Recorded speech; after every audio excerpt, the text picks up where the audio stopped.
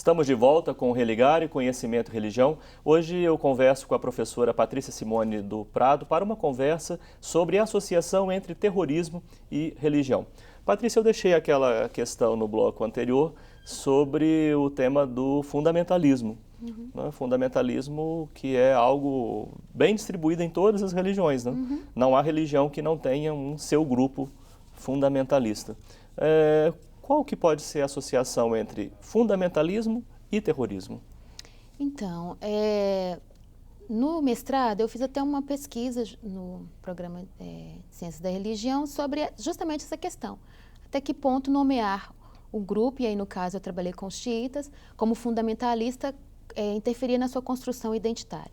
E o que eu ouvi dos próprios muçulmanos é: nós somos fundamentalistas, mas nós não queremos ser chamados de fundamentalistas, uma vez que o termo já se perdeu e hoje é associado como terrorista.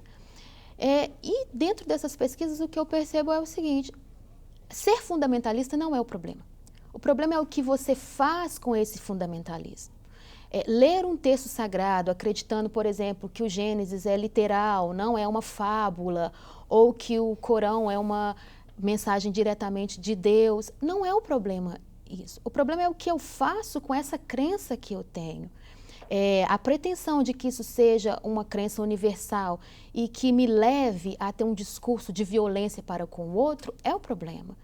Então, o que percebe-se hoje é que há um uso indiscriminado desses textos sagrados, especificamente de alguns, de forma descontextualizada para seus fins próprios, para os seus fins políticos. E aí a importância dos especialistas do sagrado nesse momento, para fazer essa releitura e dizer o que é, o que não é e como ler. A chave hermenêutica precisa ser colocada nesses textos. Caso contrário, nós vamos utilizar ele como arma de guerra mesmo. Sim, fundamentalismo ou fundamentalista seria então, afinal, o que e quem? O termo surge nos Estados Unidos entre os grupos cristãos. E ele surge num momento onde a teologia liberal colocava-se de frente mesmo com os cristãos que defendiam a ideia de que o texto não poderia ser interpretado, uma vez que o texto é sagrado. Então, um grupo de cristãos protestantes se reúnem e fazem documentos onde eles reafirmam seus pressupostos da fé. Então, naquele momento, ser fundamentalista era uma bandeira que era defendida e com orgulho. Mas a partir do momento que isso cai na mídia e começam a associar fundamentalistas como pessoas intransigentes, radicais, o termo se torna pejorativo. No Islã, especificamente, ele passa a ser aplicado a partir de 79, com a Revolução Iraniana, e aí entra novamente a mídia, que não sabia nomear o evento que estava acontecendo, porque você tinha clérigos na frente de um discurso que era para mobilizar socialmente para a retirada do Shah. Então, o termo mais próximo do que eles acharam foi fundamentalista. Então, nesse momento, já tira toda a associação histórica e já passa para outro. Não que seja um problema isso, mas o problema é a conotação que ele carrega. Sim. Nós estamos vendo grupos de pessoas, como você disse, que têm uma causa política a defender, optam pela via do terrorismo e se associam a um discurso religioso. Nós já falamos isso no primeiro bloco. Há um risco enorme de associar toda uma religião, né, a esse tipo de comportamento. Ou a religião propriamente, né? Não faltam aí ateus que dizem: bom, se a gente tirar a religião do mundo, né, nós vamos ter paz. Né? E obviamente se esquecem daquelas sociedades em que o regime tido então como ateu, ateísta, também produziu violência. Né? Mas falando sobre a generalização da religião, que riscos nós corremos por generalizar, né, e colocar no mesmo pacote todo um grupo religioso, todo um grupo cultural, por conta da associação, né, desses grupos terroristas? O perigo são as violências produzidas. E aí as violências elas vão desde a violência discursiva até uma violência vias de fato mesmo. E nós temos assistido isso não somente na Europa ou em outros países fora do Brasil, mas nós temos assistido no próprio Brasil, que carrega também a bandeira de ser um país que recebe muito bem a todos, que não tem problema com a intolerância, e nós estamos vendo que não é bem assim. Nós somos intolerantes, intransigentes e, mais do que isso, não temos a abertura para ouvir o outro. Nós somos fundamentalistas, de certa forma, nesse sentido, no máximo da palavra. E o que poderia nos unir no sentido de ir contra essas violências que são produzidas no mundo, estão nos separando cada vez mais. E outro perigo também que eu vejo é da deslegitimação de ações que são próprias e que são legítimas, como a resistência.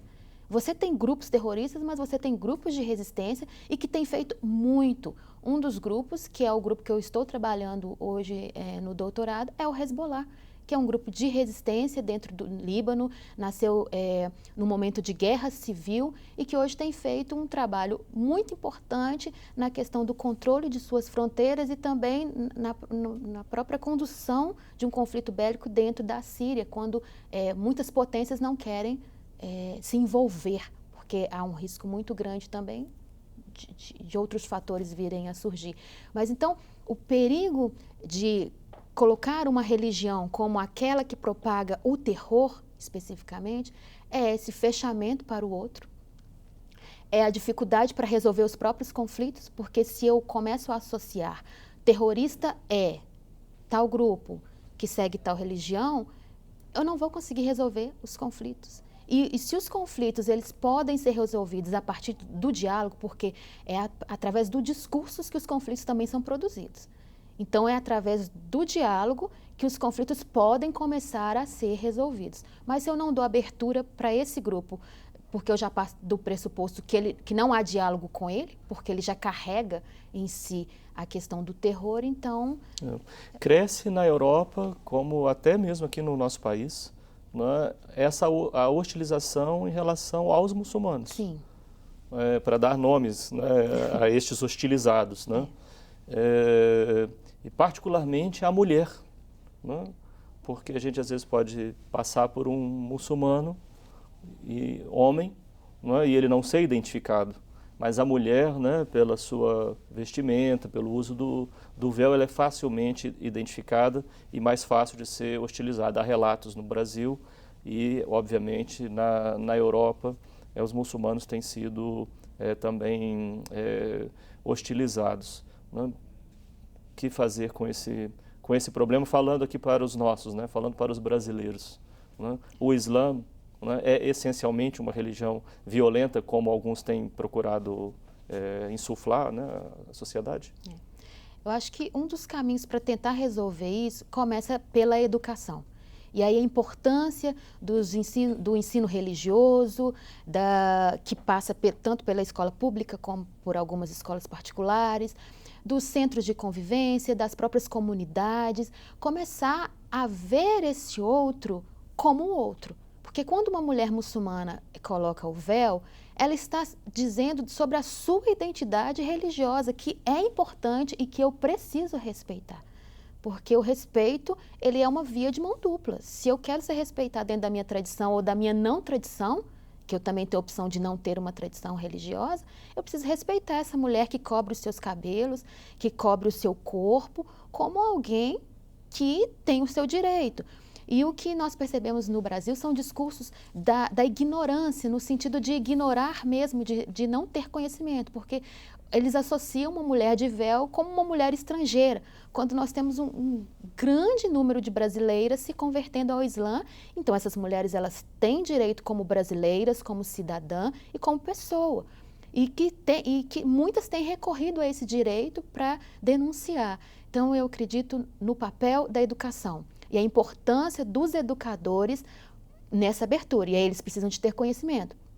Não é uma religião que eu vá dizer assim, é uma religião simples de conhecer? Não, nenhuma religião é simples de conhecer. Nenhuma. Nenhuma religião é simples, né? Nenhuma religião é simples. Mas eu preciso de ter a predisposição de conhecer. E a melhor forma de conhecer é através do outro. Livro não vai dar conta de responder a todos os seus questionamentos. Mas sentar com esse seguidor e ouvir dele, por que é importante você cobrir o os seus cabelos? Por que é importante você cobrir o seu rosto? Por que é importante você fazer uma oração 5 vezes ao dia? Vai gerar, além do conhecimento, um respeito, uma alteridade para com o outro. Então, no caso, o que você propõe, já propôs o diálogo, né, para o grande debate internacional, mas também local, uma aproximação desse outro, né, através da escola, através de outros tantos grupos em que os crentes das mais diferentes tradições poderão se manifestar. É algo assim que você propõe? E sem medo, e sem a questão da conversão. Porque o que eu percebo, se dizem que esses grupos pretendem se expandir universalmente, converter, os outros grupos também têm o mesmo discurso. O discurso não é diferente. Então, nós precisamos saber o que nós queremos como seres humanos. Nós queremos a pacificação para este tempo ou nós vamos continuar utilizando da religião para fins próprios, para desejos do porvir, sem se importar com realmente o que importa nesse momento, que é o outro. Porque o que todas as religiões tentam pregar é o amor, é a paz entre todos, porque independente se é um budista ou se é um muçulmano ou se é um cristão, na sua essência, a sua essência é isso, é o outro, é o ser humano. Mas nessa decodificação da própria religião, nós vamos às vezes confundindo os nossos desejos e as nossas pressas para com o outro, para que o outro entenda a minha verdade, e nessa pressa eu acabo sendo violento. Entra o discurso violento. Como nós falamos antes, né? Aí fica o discurso passivo para um lado e o discurso violento. E aí Deus realmente fica fora disso, né? Se a base da maioria das religiões é esse Deus universal que ama e que quer uma redenção para todos, de formas distintas, é claro, da interpretação do que seria uma redenção. Resumindo assim os discursos religiosos na sua visão.